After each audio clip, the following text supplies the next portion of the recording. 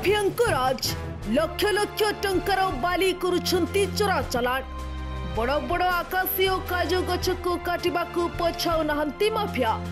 ନିଲାମ ଦେଇ ନିଘୋଡ଼ ନିଦରେ ଶୋଇଛି କାଜୁ କର୍ପୋରେସନ। ନା ମାଫିଆଙ୍କ ସାଙ୍ଗରେ ହାତ ମିଳାଇଛି କାଜୁ କର୍ପୋରେସନ। ଏମିତି ଏକ ଘଟଣା ଘଟିଛି କେନ୍ଦ୍ରାପଡ଼ା ଜିଲ୍ଲା ମହାକାଳପଡ଼ା ବ୍ଲକ रामनगर और पेटछेला पंचायत अधीन रामनगर बाहाकुद पितापाट काजू जंगल रे काजू जंगल नीलाम नाम चलुछि माफिया राज बागुंडाराज। जोर जबरदस्त दिन द्विप्रहर रे अनियमितता भावे बाली चोरा चलाण करा जाउछि। बड़ बड़ आकाशिया गछ ठारू आरंभ करी मूल्यवान गछ काटी बिक्री करि देउछन्ति माफिया, जहा फल आगामी दिन में काजू जंगल संपूर्ण नष्ट होगा संगे संगे माफियांक कब्जारे रहिजिब काजू जंगल। परिवेशविद और समाजसेवी मानक कहवा अनुसार वर्षिकिया नीलाम समय माफिया मानक देखा मिलु नथिला, किंतु 2023 मसीह काजू कॉर्पोरेशन 3 वर्ष पाई नीलाम दे माफियांक हाथ में टेकी देछि। मन इच्छा बेधड़क भावे चली बाली चोरा चलाण। बारंबार जिलापाल बीडीओ तहसीलदार एवं काजू कॉर्पोरेशन को अभियोग मिल नथिला कौनसी सुफल, किंतु मुख्यमंत्री प्रकोष्ठ में अभियोग करबा परे काजू कॉर्पोरेशन रो निद भांगी, जहा फल 3 जणिया कमिटी अभियोग मुताबक तदंत करबा पई पितापाट बाहाकुद रामनगर काजू जंगल बुली देखिथिले एवं गणमाध्यम को प्रतिक्रिया रखिथिले।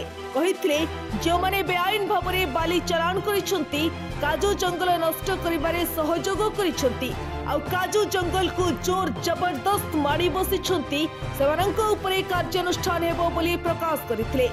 तेबे देखा जाऊ बाली माफिया और काठ माफिया मानक उपरे कार्यानुष्ठान कौन हेउछि ताहा देखिबाकू बाकी रहिला। जे ये जो काजू कॉर्पोरेशन जगहटा 3 वर्ष पई टेंडर हेछि, तो आ ऊपर टेंडर नवा परे जो लोक सब टेंडर नहीं आ किसी बाली माफिया माने मिसिकरी समस्त एका संगे ये काजू गछ काटिकी कंचा गछ बिक्री करुच्ची। काजू गछ जंगल भितर आकाशिया गछ थिला हजार हजार ताकू भी काटिकी चोरारे सब बिक्री करिसंती एवं ताहा परे एबे माने 70 ରୁ 80 लाख टंकार बाली ए जगह चोरारे बिक्री हेछि।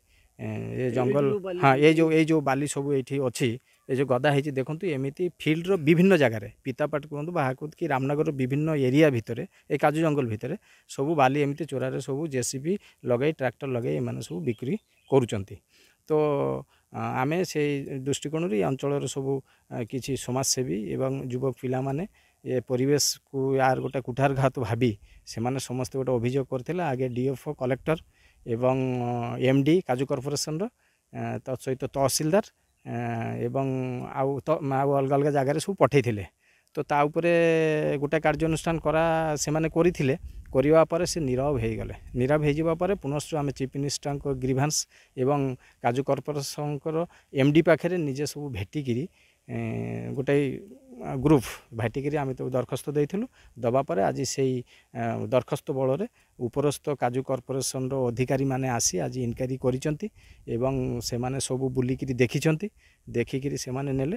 तो आमे भाबुचु आगामी भविष्य रे ये जिनस रु से माने ये जो माफिया माने मापी लगी चोरारे जिनस कारबार करने निश्चिंत आर सुधार हम एवं ये अंचल जो काजू गछ आउ काजू गछ जो अच्छी यहाँ परिवेश को एक प्रकार सुरक्षा दूची गछ आमको अम्लजान दूची।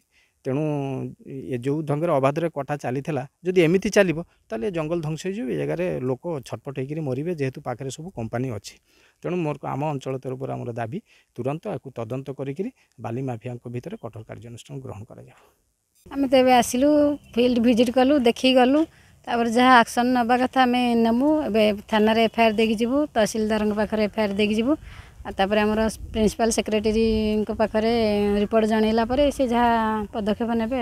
मैडम कहबे वर्ष वर्ष धरी एमती आपनकर नीलाम जाउती काजू निगम तरफ कोई भाई अंतु ये अंचल रहतु दूरवर्ती अंचल तो नौतुन नीलाम काजू से कि परसे से इंगित हो माफिया बाली माफिया मान सहयोग जो 100 ट्रिप बाली दीर्घ वर्ष वाला चली विभाग अवगत थे ना ना आमे तो नुआ को चार्ज नेल ना मु आगुरी कौन होता ना होता से विषय मुझे कहबी तो जानी ना आप भावुँ व्यवस्था सुधार तो चेष्टा करूँ देखा कौन हम। शशिभूषण राउत रिपोर्ट ओडिशा हलचल।